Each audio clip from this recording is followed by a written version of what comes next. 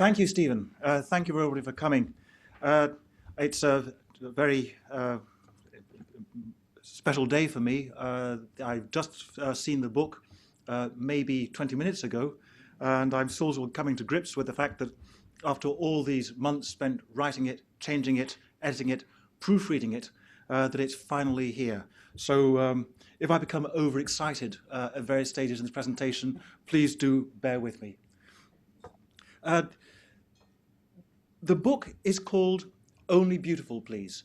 The phrase was taken from a remark by an officer of the Korean People's Army who had confiscated the camera of a friend of mine who was visiting me in Pyongyang and who was taking photographs which the officer believed showed the DPRK in a bad light.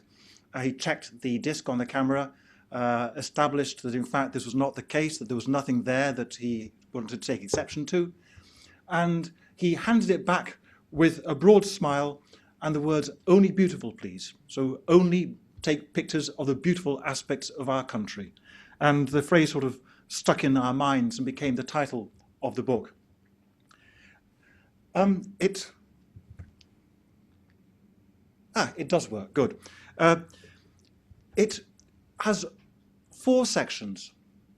I went to Stanford in September 2010 with the aim of simply writing about what I had done, seen, thought, and experienced in North Korea, knowing that very few foreigners actually have the opportunity to live in that country, and feeling that an insertion of ground truth into current debates on North Korea might be of some interest to people.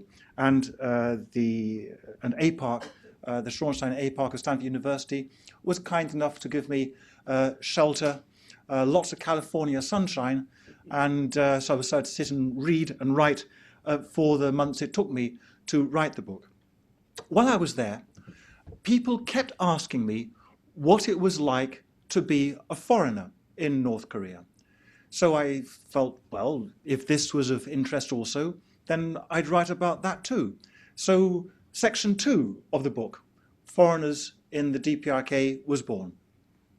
And with great pride, I produced these 2 sections and told the academics at Stanford that I'd done so. Fine, they said, but this is a university, and we would like something a bit more cerebral than just your account of your experiences and an account of what it was like to be a foreigner. How about some analysis? Now, as colleagues in the UN will confirm, I don't really do cerebral that well. And so I sort of sucked my pencil for a little while and thought about what I could write, and decided that I would try to write up why I thought the DPRK is the way it is. After all, it's a unique country. There's nowhere on earth quite like it.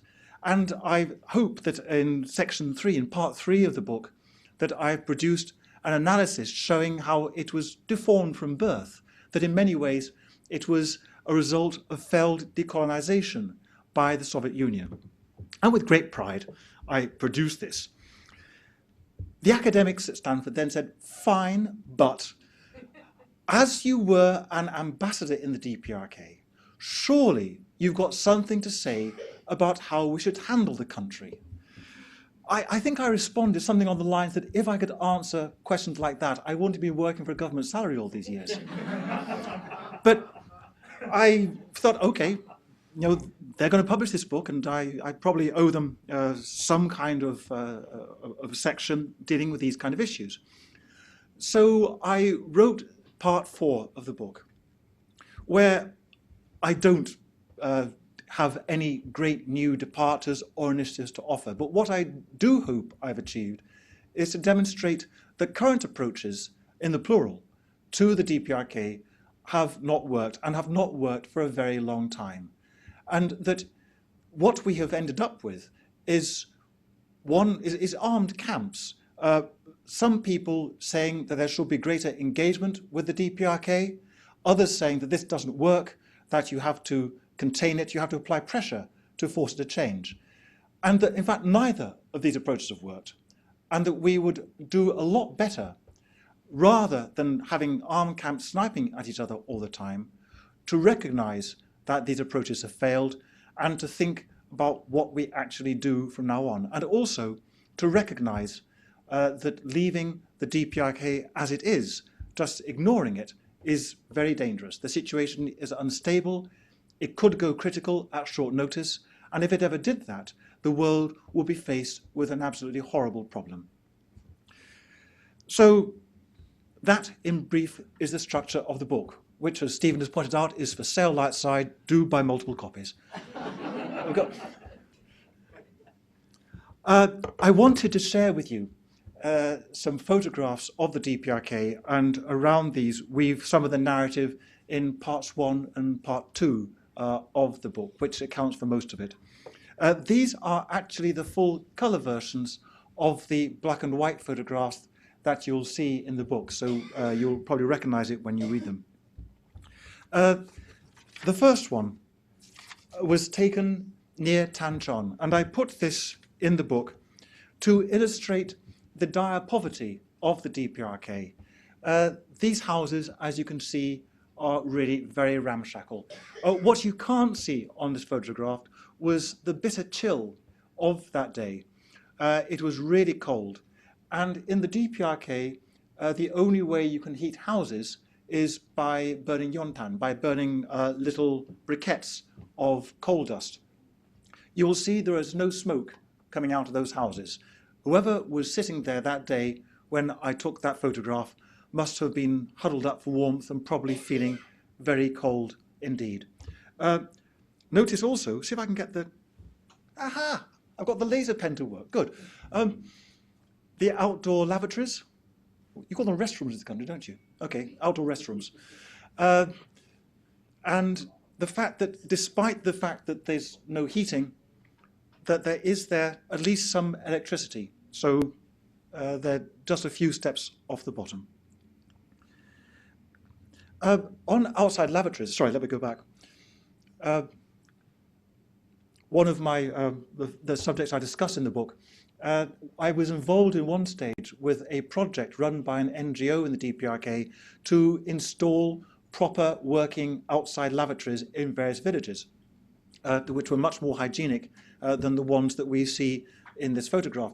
And in one of those little vignettes of the way the DPRK works, we went to a village to talk about how the project was going, to discover that the village had solemnly formed the official lavatory committee, and that we were solemnly introduced to the chair lady of this august body, who told us in great detail how all the plumbing was being rigged up and how they were going to move forward. It was quite a moment. A queue, a line for the bus in Pyongyang. As I make clear in the book, transport in Pyongyang is rickety. The buses are very elderly, very run down. The engineers try very hard to maintain them using whatever materials they can find, but they keep breaking down, and trips across Pyongyang are hazardous, not because you're in physical danger, but because you're likely to get stuck in a crowded bus, which just breaks down on you. I never got to see under the bonnet, under the hood of any buses, but a colleague of mine did manage to look inside the engine of one of the old Volvos that was supplied by Sweden many years ago and are still running around Pyongyang, and discovered that parts of the engine were literally held together by chewing gum. And I suspect that if you got inside the bus engines, you might find the same. Notice how orderly the queue is. There's nobody there in charge of that queue. They will just queue up and wait patiently, just out of a sense of good social order. One of the points I really wanted to make in love, Freudian slip. One of the points I really wanted to make in the book was that the DPRK is a country like other countries in many ways, full of real people leading real lives, who don't wander around worrying about the latest nuclear crisis or about sanctions or anything like that, who are much more concerned with their personal relationships, with how their kids are doing at school, with their love lives, and with 1,001 concerns that make up lives everywhere else in the world. And this photograph, I hope, just captures an intimate moment, a couple whispering sweet nothings to each other. One thing that you have to have lived in the DPRK a bit to notice is that they are remarkably well dressed, wearing smart, probably imported anoraks, I suspect dressed up specially to impress the other for the date. Another point I try to make is the dedication that I found in so many places in the DPRK to doing almost impossible jobs. Doctors who will try to treat patients with almost none or sometimes indeed no medicines, able only to bandage wounds and to give moral support where they can. These are two ladies who ran an orphanage in a village. The same orphanage, in fact, as the picture was taken that was the first slide of this show, the young lady looking out from the superimposed DPRK flag. It became clear, talking to them, that they had almost no supplies, almost nothing that they could give these children. They spent a lot of their time scrounging around trying to get something, but they loved those kids and would do anything at all to make their lives a bit less unhappy than they were. Look at those faces. I particularly like this lady. I think she's got a lovely, sort of wrinkly, smiley face. And she was trying to look serious for the photograph. North Koreans have an aversion to smiling for the camera. But the moment the camera was taken away, she went back to her normal, broad grin, typical of the cheerfulness of so many North Koreans living such difficult lives. Korean chess. This was taken in Hamhung, up in the northeast of the DPRK. Leisure pursuits in the DPRK are simple. For many North Koreans, the principal leisure pursuit is sitting around talking to your friends or to your family. They love chatting. Well, South Koreans do too, for that matter, but in North Korea, there's great emphasis on it, largely for lack of anything else to do. These conversations are lubricated by tea or by soju, the fire water, which is for sale at ridiculously low prices, especially in the underpasses on the Pyongyang subway. A big bottle, enough to induce a complete alcoholic paralysis, costs about 500 won at a time when there were 4,500 won to a euro. So what's that? 20 euro cents, about 30 US cents, I guess. I mean, there's money for a North Korean. If you're only earning €1 or €2 a month, you know, that's a bit of a splash out. But if you're on a hard currency salary, getting yourself completely paralytic becomes quite affordable. Now, the other great lubricant socially is games of various kinds. Here, they are playing Korean chess. Now, chess in most Western cultures is just played by two people and is quite an intellectual pursuit.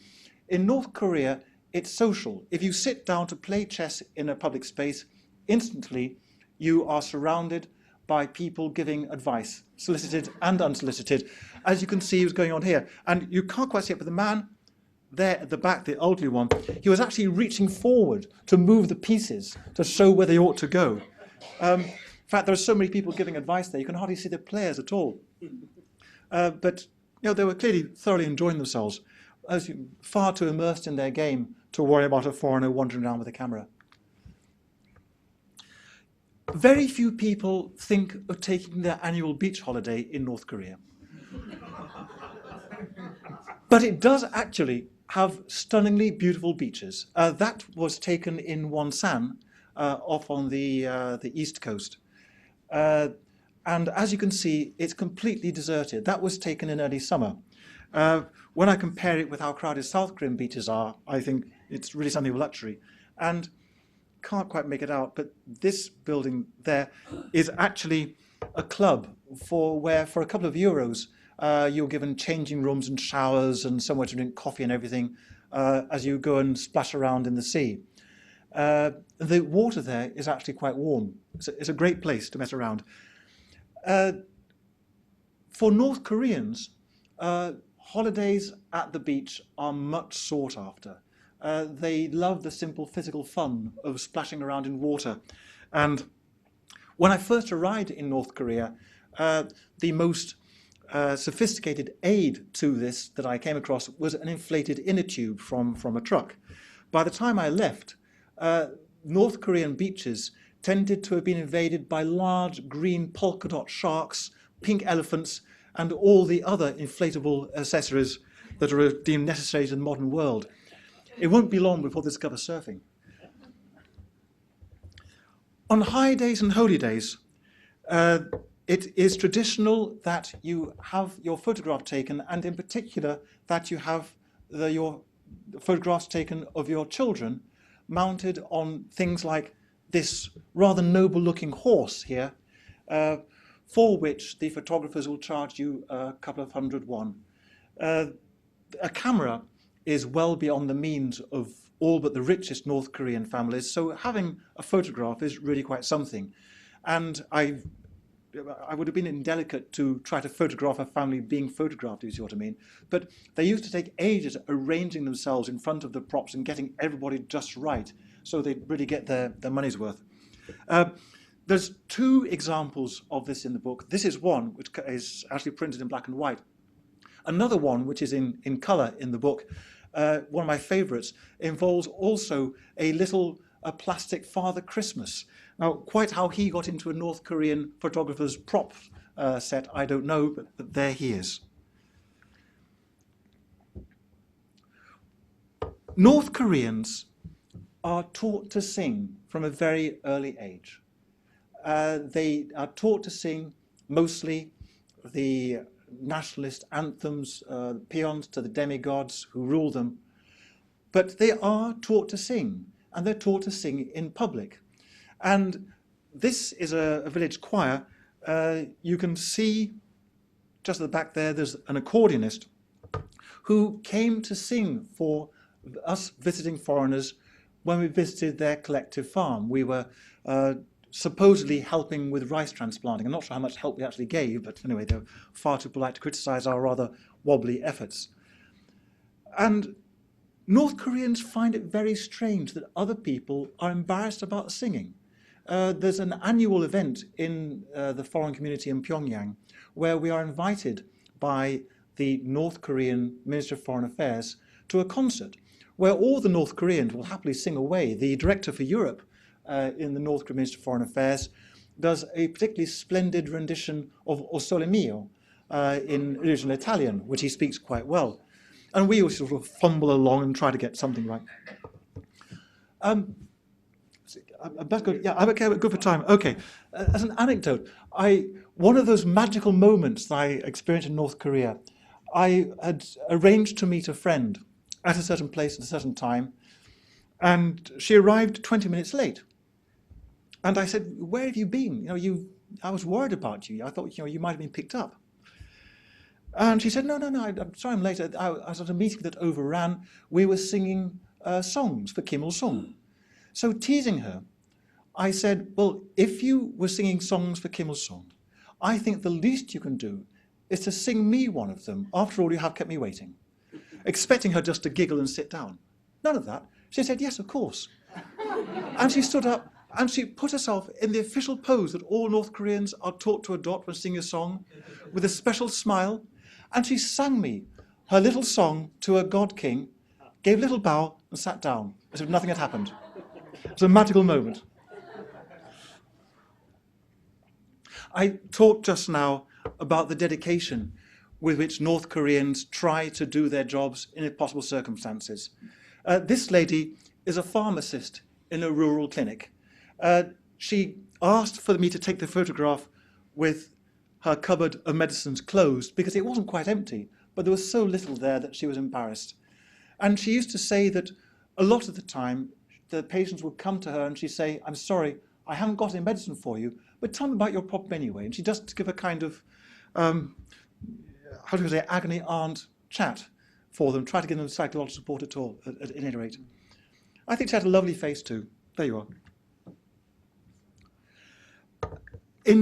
One of Kim Il-sung's objectives was to provide tractors for all collective farms, and people who knew North Korea many years before I arrived tell me that at the heyday of North Korea, this was broadly achieved. There were tractors of one kind or another, in one state or another of repair, in most collective farms.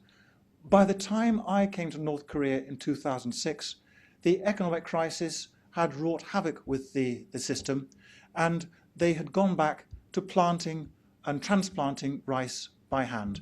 Here, you can see a team of people, I think they're transplanting rather than planting there. You can see what back-breaking labor it is. 2, 3 of them are bent double. You are constantly bending double, standing up, bending double, standing up. Another point is, notice that their legs are bare. Hers, and where's it gone? Hers also. One of the things that foreigners are always asked for when we visit collective farms is rubber boots. Because if you transplant in the water like that with just your bare skin by the water, you suffer all kinds of waterborne parasites, and it really can be quite uncomfortable. A really grindingly hard existence. Transport, too, has taken a few steps back since Kim Il-sung hoped to mechanize it. An ox cart, of the kind that has pulled carts around the Korean peninsula for hundreds and hundreds of years, and they're back in strength. You see them everywhere. You see many more oxen pulling carts, indeed oxen pulling plows, than you ever see tractors. Also, notice if I can get him, the man behind here is riding a bicycle, common in the Korean countryside and a prized possession. Many of the bicycles are actually second-hand Japanese bicycles brought into North Korea when relations with Japan were less frozen than they are now, and supplied by the North Korean community in Japan. There is a joint venture producing bicycles somewhere near Pyongyang, but while I was there, I never saw any North Koreans riding these. They always used to ride the imported ones. Kathy Zellweger, who was here a few weeks ago, said, however, that they have now come into use. The constant imagined threat of war. Those are anti-tank defences. You see them in clusters along almost all the main access roads going down towards the DMZ. And they're simple devices. As you can see, let's try that again. It's this one, isn't it? They are simple concrete pillars, and you can't quite see on the photo, but there's a kind of recessed area, sort of there or there, where should the imperialists or the South Korean puppets who fawningly follow their lead invade the People's Paradise, you would simply put an explosive charge into the recess and blow it, so that the great concrete block falls across the road and blocks the tanks. Just a reminder of the constant threat as perceived of war. Hunger again. This was taken in central Pyongyang. The Taedong River has frozen, as it does every winter, and these are people who cut little holes in the ice and are fishing. Modern fishing tackle is almost unknown in North Korea. They were using simple rods, bits of string, and probably bent pins or bent nails and a worm or something on the end. And they would sit there patiently for hours trying to catch a fish or two. A fish to eat in North Korea really is either something of a delicacy or something that will bring in quite a lot of money if you can get it to a market and sell it. And one of the hazards of life in North Korea is putting your little stool just a bit too far out where the ice is just that little bit too thin and hearing that awful crack under you. Another world. This photograph was taken right up on the border with China. I really wanted to take a photograph inside the city of Sinju, which borders Dandong in China, where Sinju is laid out in a grid, and you can look down the streets of Sinuiju with the rather battered, dilapidated North Korean houses. And then almost, it seems, at the end of the street, you can see the skyscrapers of Dandong, modern, glistening, resplendent in all the electric light you could ever dream of. Doth the world at the end of the street. But when I went to Sinuiju, the North Koreans accompanying me made very clear that I was not going to be allowed to do this. So I satisfied myself with this photograph, which was taken from a collective farm just outside the city. You can see in the foreground there, I've done it again, there you can see the bleakness of North Korea, nothing very much. And these skyscrapers are all in China. And you have to ask yourself, what do people think who live in these areas? You look across a river and you see this different universe on the other side. It must be really quite hard to digest. Even more starkly, the bridge at Dandong. This is the main railway and road link. Actually, that's the road bridge, I beg your pardon, between Dandong in China and Sinuiju in North Korea. And it's fascinating because of, not because of the bright bits, because of the black bits. What has happened is that the actual international border is right down the middle of the river. And the Chinese have illuminated the bridge on their half. So up to the halfway through across the river, it is brightly lit. And you can just make out the pylons of the North Korean half, completely dark, nothing there at all. And this, the darkness, is the North Korean coast of the river, not a light on anywhere. Again, a striking example, I think, of the contrast between the newly prosperous China and the poverty of North Korea. For all that, the regime's ideological work continues. These, as you can see, are men painting slogans.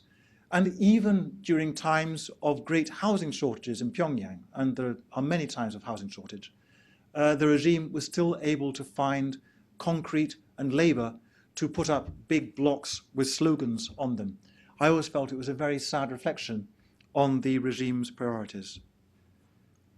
Notice that these people are taking typically great care over the slogans, and all slogans, you can see there, are all done by hand.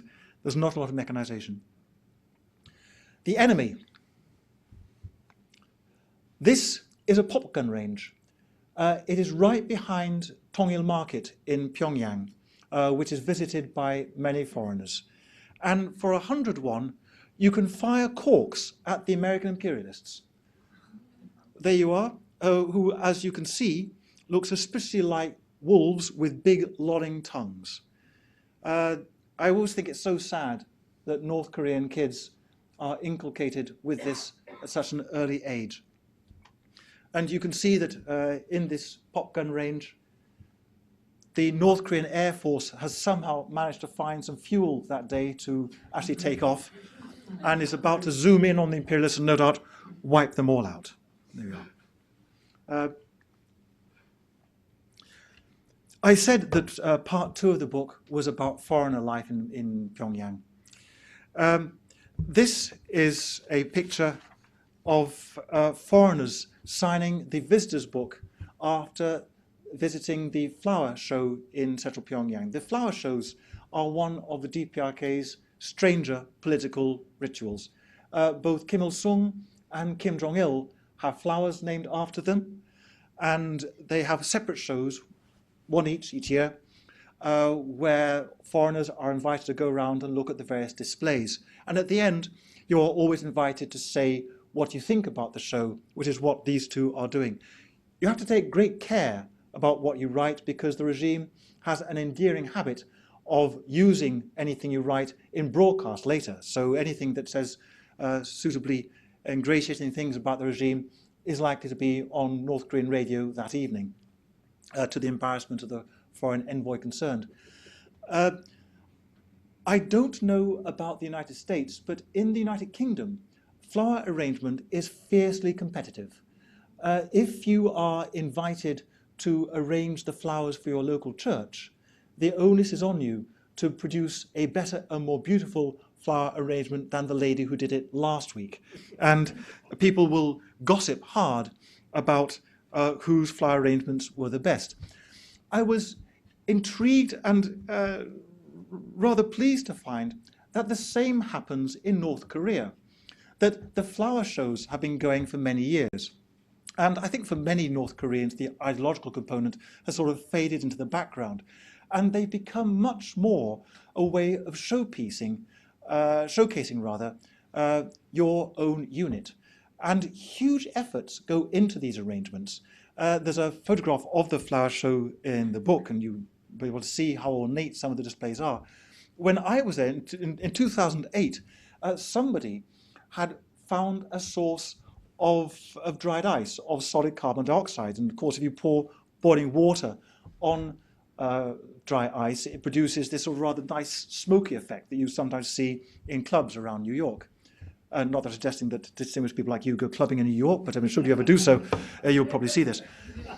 And this became the must-have accessory for all flower displays that year, as everybody found more and more ingenious ways of creating sort of hazy effects around their flower shows. And I remember being taken by a colleague who worked in one of the North Korean ministries to see the display that his ministry put up, which was absolutely splendid. Lots and lots of dry, smoke everywhere, huge flowers, a painstakingly constructed model of Kim Il-sung's birthplace to show proper piety. A wonderful work of art. And I told him so. It's really quite an achievement. Yes, he said. And then he took me around the corner to see a similar display put up by another unit, which was nothing like as ornate. It didn't have any of the dry ice. And he sort of stood back and said, I think they tried quite hard. Sort of oozing schadenfreude. Democracy in the DPRK. This is a concert at an election. And as you see, the weather wasn't too great that day. Everybody has their brollies up. But nevertheless, everybody was having a good time. Apart from these young ladies singing, there were various bits of food being passed around and drinks and everything. It was all really quite a festive occasion. Of course, elections in the DPRK don't suffer from any of the nagging uncertainties that affect elections in the United States, like who's going to win. You are simply given a list of names, the same number of names as there are places seats to be elected, and you can either vote for or against those people. There's not a lot of voting secrecy, and voting against them really is not a good idea. So that support rates of well above 99% are quite common. I remember I was asked to observe one of these occasions and found myself talking to a very pleasant candidate. He was a middle-ranking official in the Pyongyang municipal government. And knowing about the voting procedure, I sort of po-faced asked him what he thought his chances were of being elected. And he saw the joke immediately, grinned broadly, and said with proper deference, of course, he would deeply respect the wish of the people, but he thought he probably would be elected. I thought, fair enough, I thought. Simple acts of piety. In its own strange way, this is a deeply religious society, where piety, where belief in the quasi-divine powers of the Kims, of the demigods who rule the country, is still deep-seated. Maybe it is ebbing, and in many ways, the DPRK is like Europe at the start of the Enlightenment, where new facts come to light and religious faith is severely questioned, leading a lot of people into various crises of faith. But faith is still widespread. This man is simply sweeping the steps of the great bronze-colored statue of Kim Il-sung in central Pyongyang. No one is making him do this. There's nobody supervising, but just as an act of piety, he has gone to take a brush out of a little cupboard which is photographed again in the book, and he's sweeping it to clean the steps for his demiguard. At the other end of the scale, there's the simple need to make a living. As we all know, the DPRK economy is not particularly healthy. These people are bicycle repairmen, right by the Mayday Stadium. And they are, well, repairing bicycles, as you can see, which is much cheaper in North Korea than in New York, as I've discovered. They are actually rather good at what they do.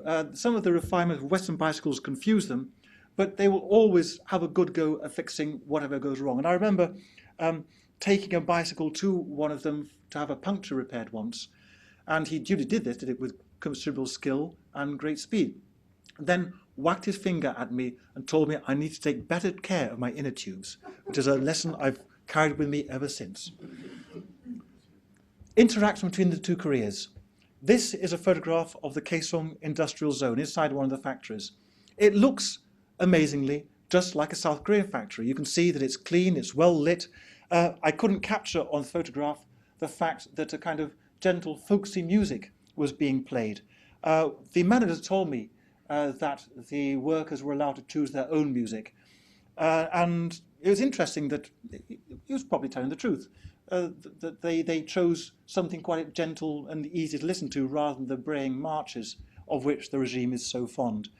One of the big pluses of working in the Kaesong industrial zone is access to the canteen at lunchtime, which is either free or heavily subsidized depending on where you work, which offers up food far, far better than most North Koreans get access to. That didn't work. Let's try that again. A traffic girl, now sadly replaced by soulless traffic lights as of 2009, 2010, I think it was. But at the time I was there, one of the icons of Pyongyang. Utterly charming and with a complex set of movements that you had to learn to interpret to work out whether you were allowed to proceed or not. They all have pigtails. And it took me 2 years to realize that the pigtails are fake. They're actually attached to the back of their caps. Some of you may have heard of the famous Emperor Casino in the Rason zone, the one that was closed down after a Chinese local official lost most of his city's budget gambling there, and the Chinese refused to allow further gamblers across the border. But I realized that nobody had actually published a photograph of this, so I thought I would. That's what it looks like, a completely square building. When I went to stay there, it was ghostly. There were these big roulette halls with cloths all over the roulette tables, and nobody there, no customers. And I was accompanied by 2 members of my local North Korean staff, who, the Chinese owners told me, were the very first Koreans ever to stay there. And I remember they had breakfast together the next morning, and they had seemed to have spent the night playing with all the buttons and the taps and everything inside the hotel rooms, were interrogating me as to whether this was the way the West really was. They were intrigued by all the machinery. The North Koreans tried to insist that Kim Il-sung virtually single-handed freed the Korean peninsula from the Japanese. This is not quite what history teaches us. In fact, a number of other people had a hand in the process. And the Russians every year invite everybody to a wreath laying at the Russian cemetery to remind everybody that they too were involved in the process. And you can see at the back there all the graves. Most of them, in fact, of people who died after the Japanese surrender, but the point nevertheless is made. The Random Access Club in Pyongyang, available only to foreign residents of Pyongyang, therefore probably the most exclusive club in the world. Just before I came, you had to queue to get a drink there on Friday nights. But sadly, I arrived just as the non-government organizations, the NGOs, were being thrown out of Pyongyang, out of the DPRK. And it was empty even on Friday nights. You can see the bare walls here, which used to be festooned with various souvenirs put up by regulars who took them down, took them home when they left. The barman there is actually Vietnamese. He was a Vietnamese student at Kim Il-sung University. and used to confuse Western visitors by talking to the other bar staff in Korean, which of course all the students there used as a common language. Finally, the USS Pueblo. I included it just to show that it is definitely still there. You can visit it for, I think it's 10 euros, and be shown round by a rather sweet North Korean NCO, who will tell you all about the confessions of the crew who were arrested on the Pueblo, as you probably know the story. She tends to get a bit coy when you ask about the methods that were used to induce these people to confess. But they're a standing reminder of a particularly nasty incident. I'm so sorry, Stephen. I think I've gone on for rather longer than you might have intended. I'd be very happy to answer questions. Do we still have time for a question? Okay. I ought to say that, as I think a lot of you know, and as Stephen announced, I coordinate the panel of experts of the United Nations, which has attracted a certain amount of media attention in recent weeks over various issues. I'm very happy to answer questions on the book or indeed on North Korea generally. I'd prefer not to answer questions on my current job. Thanks. Thank you, Ambassador. A round of applause, please, for the Ambassador. If you have comments or questions, please queue right here. Please say your name and your affiliation, as we are live web streaming and recording this program. Thank you. I'm an Italian correspondent. My name is Mauro Lucentini. How many other major countries besides China, of course, are represented besides Britain too, officially in North Korea? 22. 22. Important countries, for instance, France is represented? No, France has no diplomatic relations with the DPRK. Within the European Union, France and Estonia have no diplomatic relations. Everybody else does. There are 7 EU embassies in Pyongyang. Important countries, you're getting me onto difficult political ground here, but I mean, yeah, I mean, just as an example, the Chinese and Russians are there in force, as you'd expect. Of the African countries, only Nigeria is represented. The Cubans are there, Vietnamese, Laotians. I can't now go through the entire list, but there's quite a scatter. Oh, yes, Great Britain is represented. You were an ambassador there. So. Therefore, it's represented, yes. Yes, quite so. Hello, my name is Kirsten Deckert. I'm a teacher, and Hi. I, in my past, have met students who've been in North Korea, and I, mostly from the East Bloc countries, Vietnam, similar to your bartender. Right. And I was wondering, is that still a destination, or when you were there, were you familiar with how many foreign students were there, or not really? I don't know how many were there in total. Yes, I knew a lot of these students because the great majority of students, at least in Kim Il-sung University, are Chinese. And they would, from time to time, descend on the Random Access Club, on the rack, on Friday nights, and beat us all at ping pong, which they did with great efficiency. There was also, well, there's the Vietnamese, I think I mentioned just now. There were a couple of Kazakh ladies, and I think there might have been 1 or 2 Russians at various stages, though I never actually met them. It's a select band. The full course for learning Korean in Kim Il-sung University takes 4 years, and it takes some dedication to spend 4 years in Pyongyang just learning Korean. Thank you. My name's Gary Mizell. I like to identify myself or characterize myself as a member here of the Korea Society. And I'm just curious to know, is there an art museum in North Korea or any kind of cultural institution there? Sure, there's an art gallery, but also there is, how shall I say, there's the Myeongdong Art Studio, where you can go and buy paintings by North Korean artists, some of which are quite creditable. You might not always share their taste in subject matters, but technically they're good. Very North Korean. They are arranged by floor according to the rank of the artist. You can be, I'm trying to remember the rank, you can be a hero artist, a national artist, and there are 2 others. And of course, the most senior artists got to sell their paintings from the ground floor, which is where people would first come. If you wanted to see more junior works, you had to go up the stairs. So, Can we buy one? I mean, can an American buy one of these paintings? comrade, if you've got hard currency in North Korea, you can buy pretty much what you like. Okay. All right. Thank you. Hi, Ambassador. My name is David Hong, and I'm a member of the Korean Society. And while I'm up here, I'm going to be greedy and ask you two questions. Sure.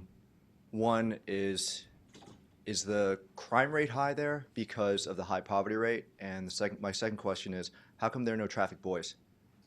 Yeah, is the crime rate high? No, it's not very high. Crime does exist, including violent robbery.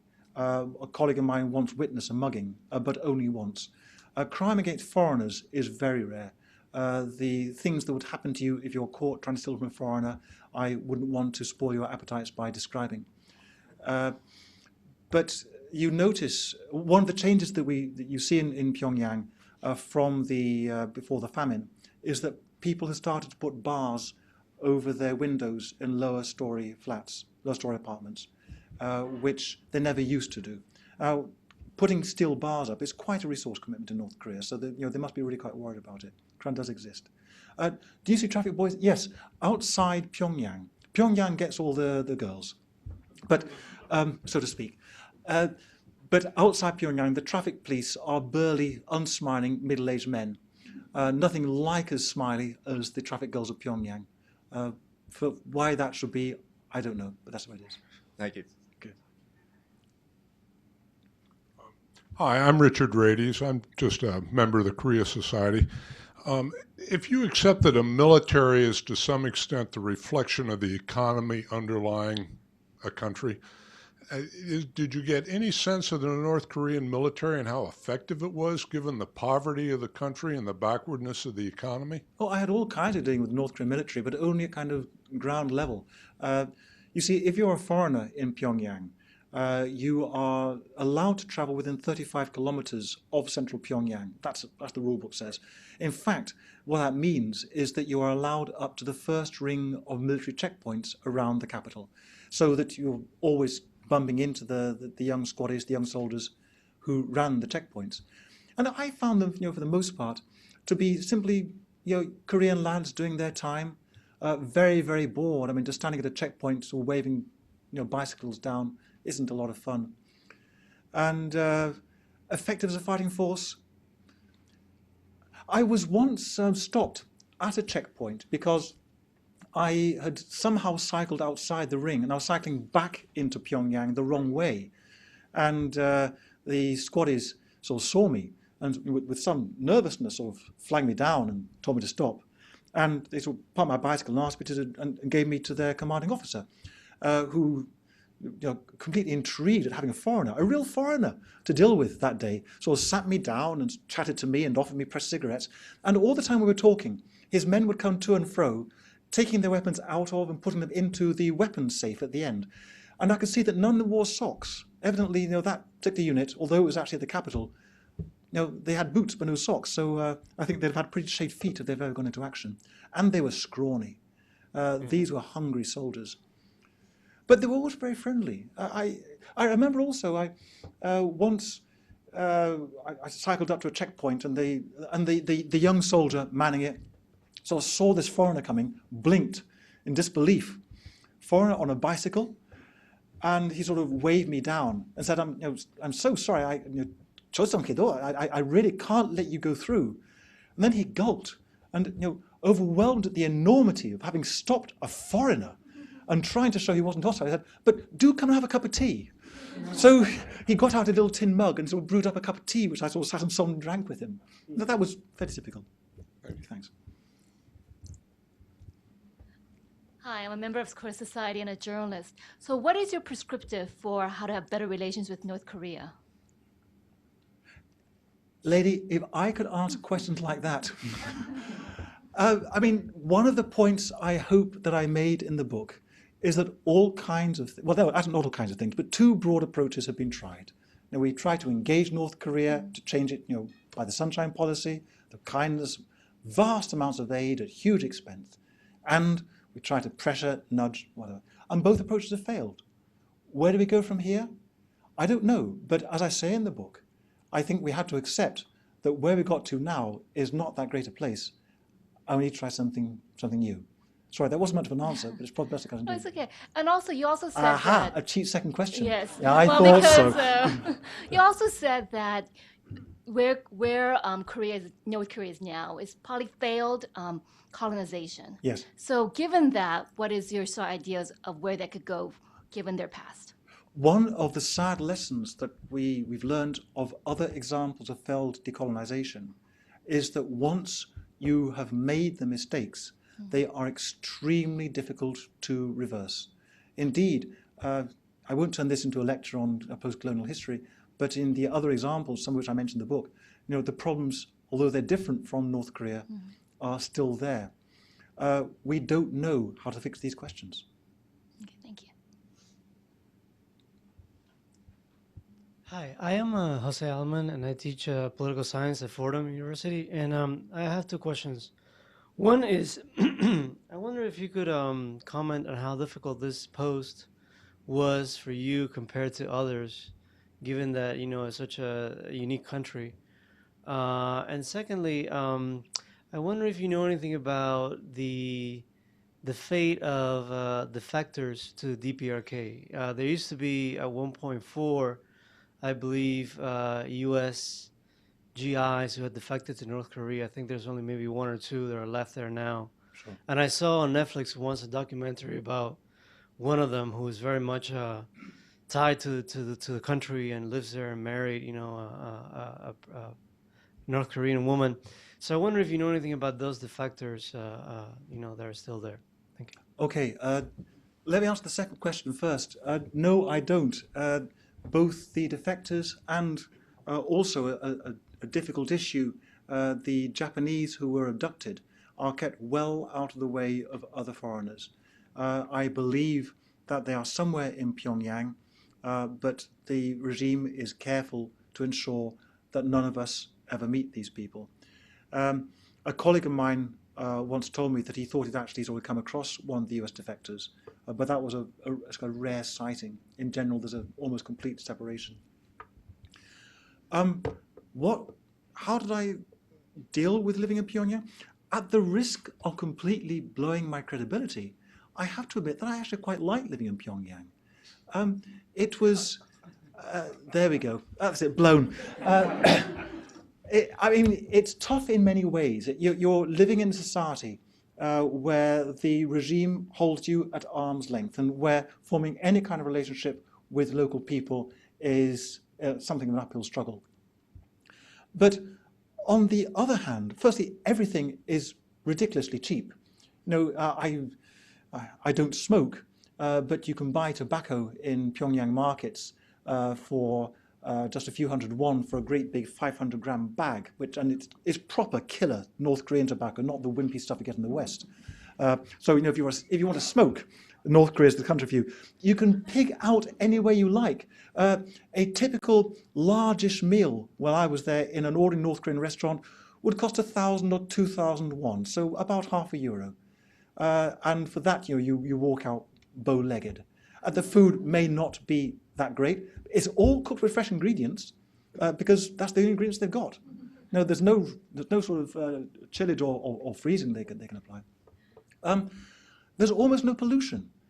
From my residence in Pyongyang, I could look out the window and see the stars. Beautiful, clear night skies all the time. Try doing that in New York City.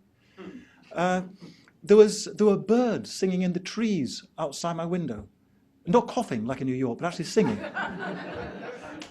And you had this great community of foreigners, all of whom were just slightly offbeat around you. People were very friendly. You didn't spend evenings alone. There are worse places to be, believe me. I've been there. Good evening. I'm Jeffrey Laurenti with the Century Foundation. And like others, I want two bites out of the apple, one social, the other political. Sure. One of your first slides was of a couple to whom you imputed romantic intentions. To what extent does, quote, sex exist as a matter of public discussion in North Korea? How puritanical or prurient is the public acknowledgement of its existence. How suppressed, repressed is it? And to what extent do people feel that there is a strict marital or whatever code? That's a subject of kind of prurient curiosity.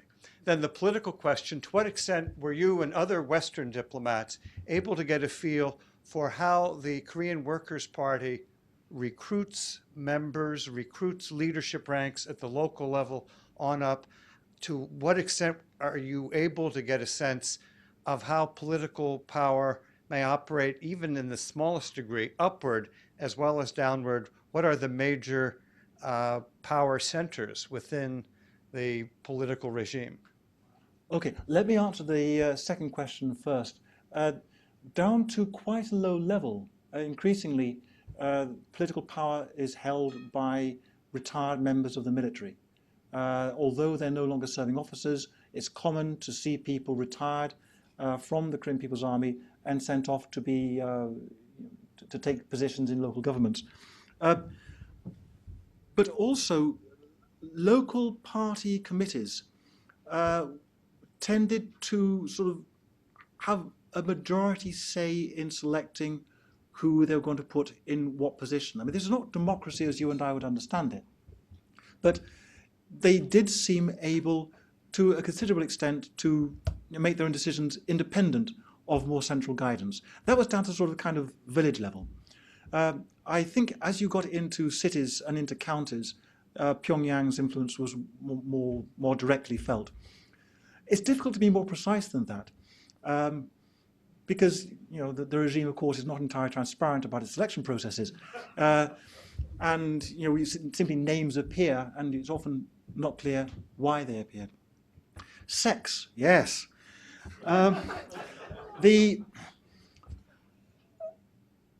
When you talked to North Koreans, unmarried North Koreans, both men and women, about anything like premarital sex, you had a range of reactions. I mean, I found young people who looked puzzled at this concept. I mean, you got married and then you had sex, didn't you? I mean, that was just the way the nature was. Down to others who admitted that they knew of cases where there had been extramarital relationships, but weren't going to say anything more about it. Prostitution is rampant. I knew a Korean, a man obviously, who traveled round the country quite a lot and who would quote me the going rates for prostitutes in different cities. They tended to hover around the $10 mark, which is an indication of poverty, I think, is also was telling. Another had a system of girlfriends, one in each city. Like Sellers used to have a wife in every port. He had it all worked out. He just used to go and stay with whichever it was in whichever city. Korean women I knew used to fret that their husbands might be being unfaithful.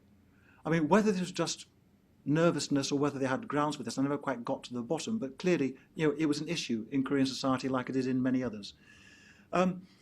Korean men, I'm not so sure. I remember once I lent a friend, a man, a set of Desperate Housewives, the DVDs. And he took these away and watched them. And when he gave them back, he took me aside and said, "Comrade Ambassador, I'm really worried. I think my wife might be one of them." And I thought, I just couldn't think of a sensible answer at the time. I still can't now. Okay. Thanks. Hello, my name is Christy Gavitt with the American Red Cross in Washington. I've got 3 questions. First, were you able to forge some friendships with some of your colleagues where you could see them, they'd have you over there, you'd have them over to your house, etc.? Secondly, were there any nutrition surveys that were done during your time in North Korea? And how were they, if so, how were they handled? Was it controversial? Were the North Koreans essentially saying what the conditions would be in order to do them? And thirdly, what is the average time for Western ambassadors in North Korea? Is that more imposed by your government, or is it the North Koreans that essentially say it's 2 years, that's it? Okay, I'll ask the last question first. No, the time that a Western ambassador or a Western diplomat stays in North Korea, or for that matter any other diplomat, is determined by the sending country. The British ambassadors tend to hover around 2.5 years. I did 2.5 years within almost a few weeks. I think my predecessor did 3, my successor did 2, so it sort of bears around that. Basically, Western governments will tend to pull people out before you go completely stir crazy. For North Korea, I mean, as I said, I quite like Pyongyang, but it does strange things to people. Relationships suffer. A lot of embassies had real problems of alcoholism. Bringing up children was a particular challenge. And people tended to, government rather tended to be a bit cautious about having people there for too long. The Russians and the Chinese tended to have longer rotations, partly because they had shorter ways to go before they could get home. I mean, if you're Chinese, you can just about get back to Beijing to spend the weekend there if you wish. The airfares tend to mount up, okay, but you can do it. So yeah, around 2.5 years. Sorry, I've answered the third question. What the other two were? Give us some. About nutrition surveys and about forging friendships. Forging friendship with God. You develop a kind of relationship with North Korean officials, and you can invite them to your home. Whether or not they're allowed to come depends not on them. I mean, they're not free agents in this, but on the protocol department. How long they stay is also determined. They will come in looking at their watches, and they will leave at a prescribed time thereafter to send a political signal. If you go over 2 hours, if you get 2.5 hours, you know that they like you that week. Under 2 hours, they're cross with you. It's simple as that. Nutrition surveys, yes. One of North Korea's major export products is nutrition surveys. And there were lots done when I was there. They continue to suffer from all kinds of methodological problems. The people conducting the surveys do not get the breadth of access they need to get statistically robust results. That was the case when I was there. It's still the case now. And they continue to show, with that caveat, significant food insecurity across the country. Well, with that question, we'll close. And just to note, we are having a program on feeding North Korea nutritional assistance with Claudia Von Roll on July 18th. So I'll plug in that one. And I'm going to turn it over to our Senior Vice President, Dr. Nerper. Thank you so much, Ambassador.